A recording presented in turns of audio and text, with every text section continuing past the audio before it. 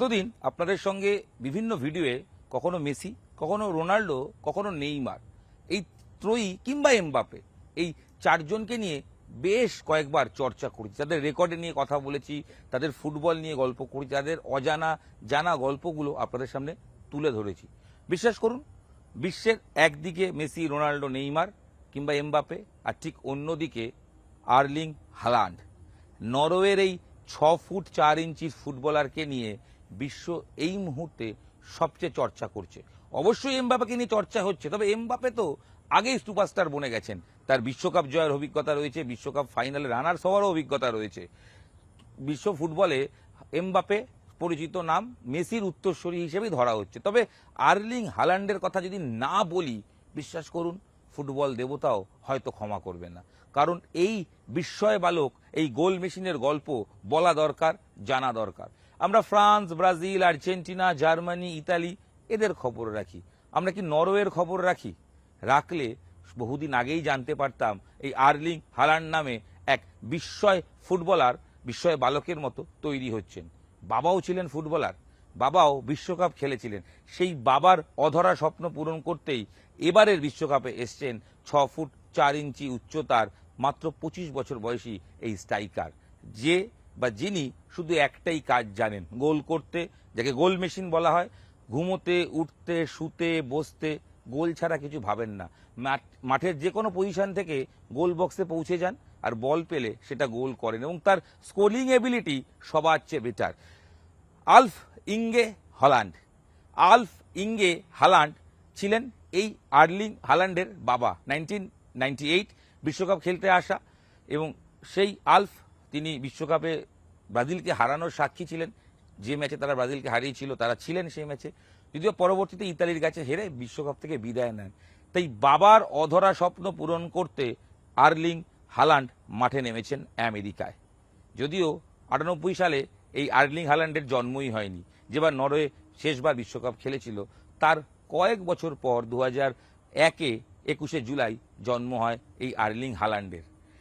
এই Haaland Norway না হয়ে খেলতে পারতেন ইংল্যান্ডের হয়েও, কারণ সেই সময় তার বাবা ইংল্যান্ডে ফুটবল খেলছেন, লিডসে। তো জন্মসূত্রে লিডসে সেখানে তার বেড়ে ওঠা প্রাথমিক ক্লাব, এবং সেখান থেকে চাইলে তিনি ইংল্যান্ডেও খেলতে পারতেন। তবে না, কোনোভাবেই ইংল্যান্ড নয়।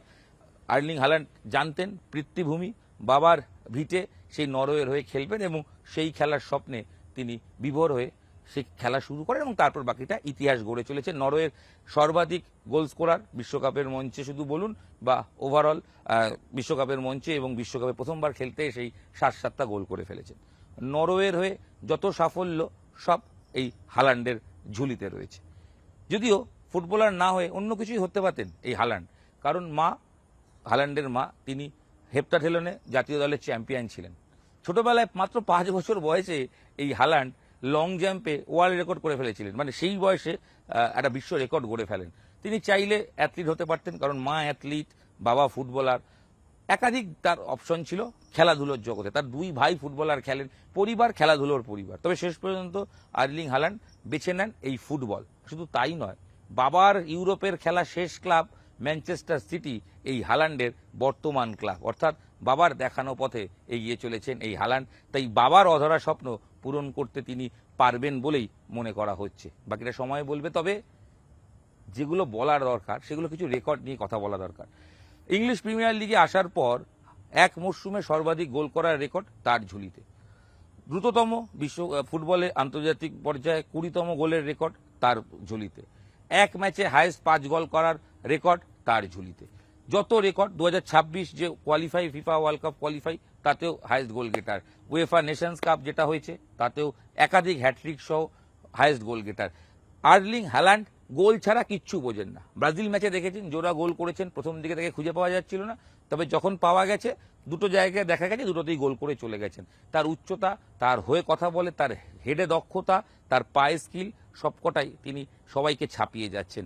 তাই বাবার অধরা স্বপ্ন তিনি পূরণ করতে পারবেন বলেই বিশেষজ্ঞরা মনে করছে। এই দৌড় নরওয়ের কোথায় গিয়ে শেষ হবে তা তো সময় বলবে। তবে একটা জেনারেশন নরওয়ে এসছে, তারা কিন্তু বিশ্বকাপ জিততে এসছে, শুধু অংশগ্রহণ করতে নয়। বাবার অধরা স্বপ্ন পূরণ করতে বিশ্বকাপ খেলছেন হালান্ড, তা তো নিঃসন্দেহে। তবে তার যদি জার্সি দেখেন, দেখবেন লেখা আছে ব্রট হালান্ড। অবাক হচ্ছেন? আর্লিং কেন লেখা নেই প্রশ্ন হতে পারে।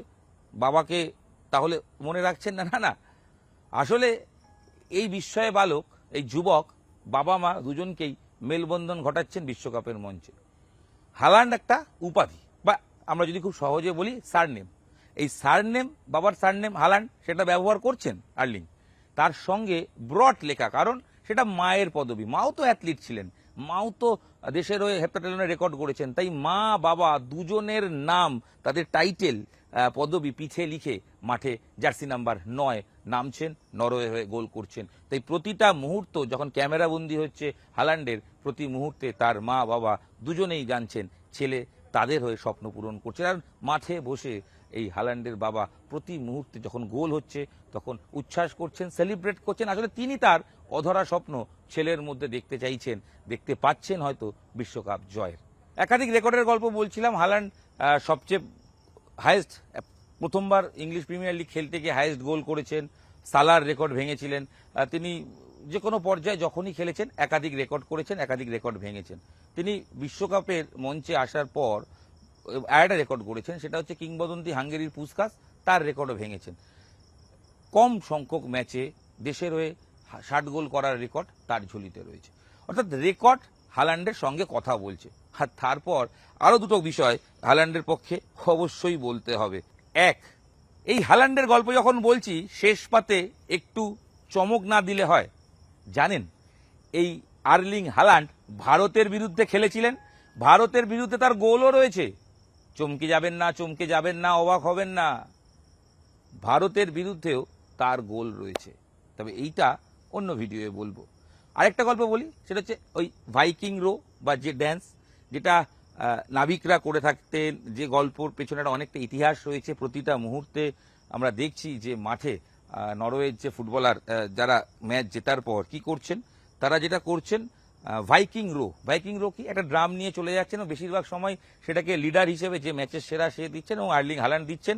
ড্রাম বাজছে, বাকি সবাই একদম একসাথে বসে নৌকা চালানোর মতো করে এই ছন্দে গোটা গ্যালারি মারছে, আর খেলার শেষে ফুটবলাররা মারছেন। আসলে নৌকা বিহার বা নৌকা চালানো, এটাকেই তো ডাইকিং রো বলে। এই সেলিব্রেশনও এই মুহূর্তে বিশ্বকাপে সুপার হিট। একদিকে আর্লিং হল্যান্ড হিট, তার জীবনের গল্প বললাম, সবেমাত্র 25 বছর বয়স, আরো বিশ্বকাপ খেলবেন, নিশ্চয়ই আরো একাধিক রেকর্ড গড়বেন।